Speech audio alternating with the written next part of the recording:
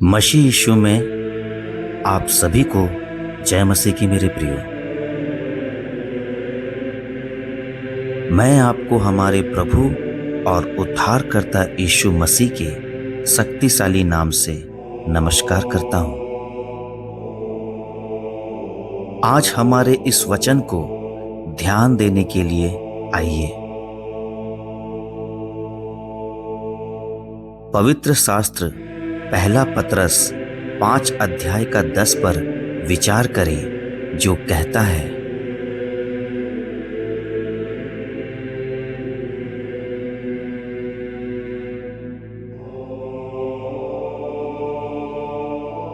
अब परमेश्वर जो सारे अनुग्रह का दाता है, जिसने तुम्हें मसीह में अपनी अनंत महिमा के लिए बुलाया है,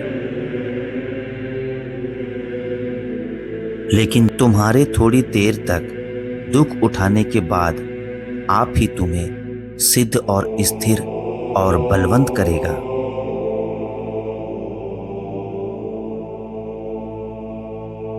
यह एक अद्भुत आशीर्वाद है कि सारे अनुग्रह के परमेश्वर ने हमें अपनी अनंत महिमा के लिए बुलाया है।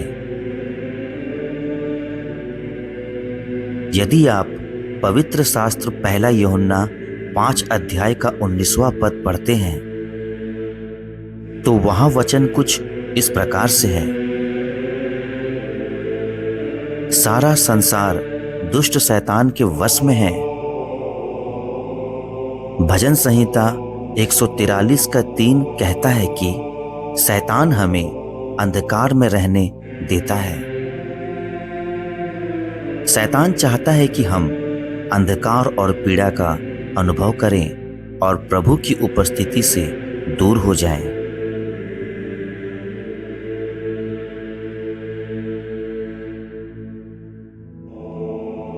अंधकार पर ध्यान केंद्रित करने के बजाय हमें प्रकाश और प्रभु यीशु मसीह की ओर देखना चाहिए।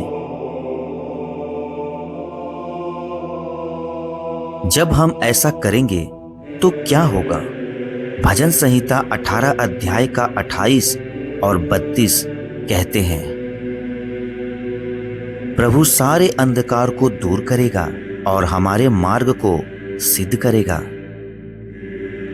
इसलिए मेरे प्रियो, प्रभु यीशु मसीह क्रूस पर सभी कष्टों से गुजरे थे। उनके कष्ट के माध्यम से हम परमेश्वर के सभी प्रचुर आशीर्वाद प्राप्त कर सकते हैं। हमें हमेशा क्रूस की ओर देखना चाहिए, क्योंकि उसने सब कुछ समाप्त कर दिया है। वह अपने शरीर, आत्मा और प्राण में हमारी सभी कठिनाइयों से गुजरा है और उसने हमें हमारी सभी समस्याओं से मुक्ति दिलाई है।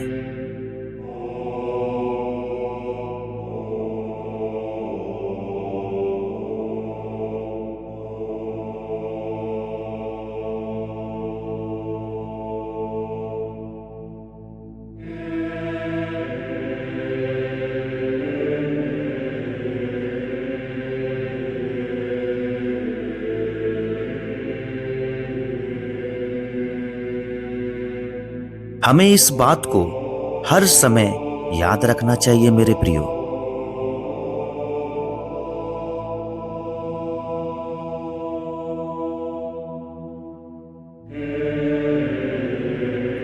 उसके बलिदान के माध्यम से हमें परमेश्वर के सभी प्रचुर आशीर्वाद प्राप्त हुए हैं।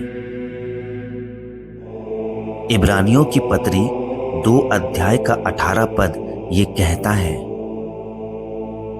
क्योंकि उसने स्वयं परीक्षा में दुख उठाया, इसलिए वह उनकी सहायता कर सकता है जो परीक्षा में पढ़ते हैं। हाँ मेरे प्रिय मित्रों, अपनी समस्याओं या पीड़ाओं से मत डरिए, इसके बजाय प्रार्थना करिए और प्रभु की ओर देखें। आपकी सरल प्रार्थना के माध्यम से परमेश्वर आपकी किसी भी समस्या से मुक्ति दिलाएंगे और वो समस्या हमेशा के लिए दूर हो जाएगी।